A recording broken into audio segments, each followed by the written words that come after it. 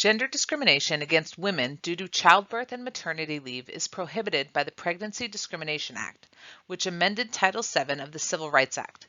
Employers' leave policies must also treat pregnancy or childbirth the same as any other type of personal, temporary disability. In addition, it is also a violation of law to refuse to hire or insist on transferring a pregnant or fertile woman who would be unavoidably exposed to substances creating a reproductive hazard. The Family and Medical Leave Act entitles eligible employees to take up to 12 weeks of unpaid leave each year for specified family and medical reasons, or to care for a wounded military service member.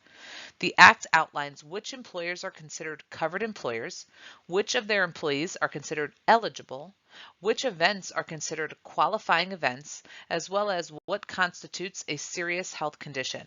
In addition, it outlines 4 types of calendars an employer can utilize for leave entitlement. An employer must specify which calendar they would like to use, or else the Department of Labor will choose the calendar that is most beneficial to the employee. Eligible employees are able to take time off under FMLA to bond with a new birth child, bond with a child placed for adoption or foster care, for the employee's own serious health condition, or to care for a seriously ill spouse, child, or parent, when the employee's spouse, child, or parent is about to leave for active military duty, or to care for a spouse, child, or parent who has a serious illness or injury during military service. The Health Insurance Portability and Accountability Act, or HIPAA, was passed to allow individuals greater portability in healthcare coverage. HIPAA limits the exclusions for pre-existing conditions and places other restrictions on an insurance carrier's ability to exclude a worker from insurance coverage. Now employees can feel able to switch jobs knowing that the new insurance company could not exclude them from coverage. The Patient Protection and Affordable Care Act was a comprehensive healthcare law passed in 2010 that largely expanded health coverage for many Americans. The most common known requirement was that employers with at least 50 full-time equivalent employees needed to provide affordable healthcare coverage for their full-time employees. Along with that, this law made many changes with the insurance programs and the coverage that they afforded to all individuals. This slide shows all of the areas that were added or adjusted under this law.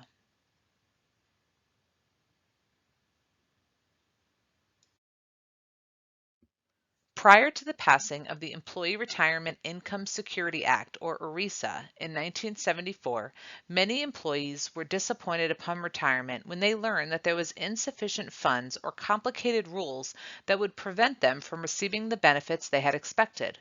After ERISA, many employers terminated their plans because of the difficulty they had following the new standards. However, those that remained had to ensure that their welfare plans followed the strict ERISA requirements, such as following eligibility requirements, portability practices, and fiduciary responsibilities. One of the requirements under ERISA is reporting and disclosure. There are extensive provisions that created additional work for plan administrators. The information is separated into 4 sections: communications required for all employees, information available to employees for examination, information to be furnished to employees on request, and information provided to the Secretary of Labor. COBRA, or the Consolidated Omnibus Budget Reconciliation Act, requires employers with 20 or more employees to extend health insurance group benefits to terminated employees, to employees with reduced hours, and to the employee's spouse and dependent children for a cost of 102% of the total cost of the coverage. This amount covers the benefits plus a small administration fee. A qualified beneficiary is entitled to 18 months of continued coverage if the qualifying event is due to a termination of employment or reduced hours. A disability would allow a beneficiary to receive an additional 11-month extension for a total of 29 months of coverage.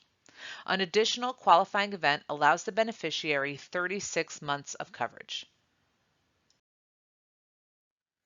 IRS regulations require employers to withhold regular amounts from an employee's pay and submit these funds on a scheduled basis.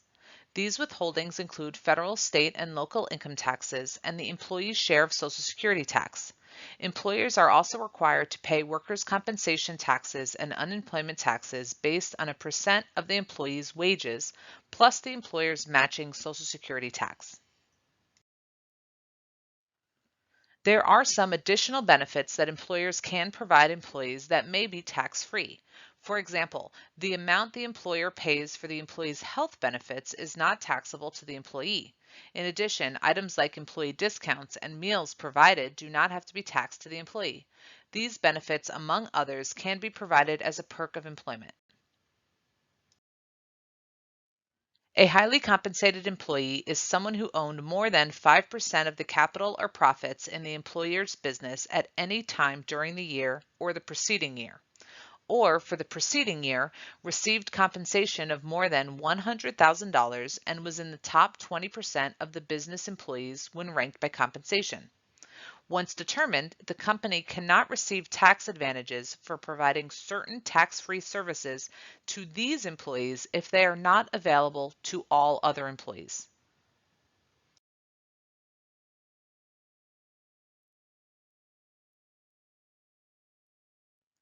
The formal budgeting process is a vital part of the pay system.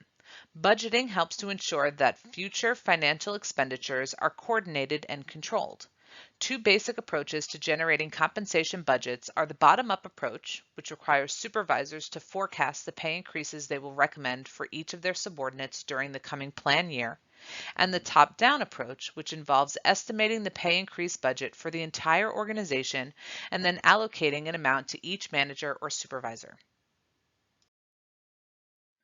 Three variables combine to determine a firm's total labor costs: number of employees, average cash compensation, and average benefit costs.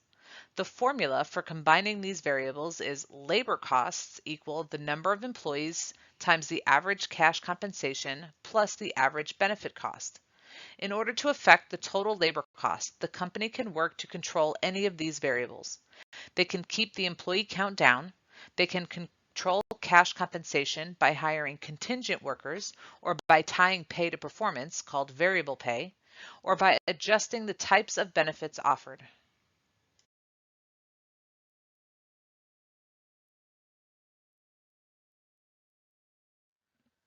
When managers of multinational companies are assigned to work abroad, they normally draw additional compensation in the form of special expatriate allowances.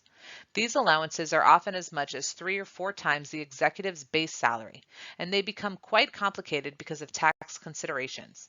A typical compensation package includes base salary, premiums for foreign service and hardship, and allowances for cost of living, housing, storage, and taxes.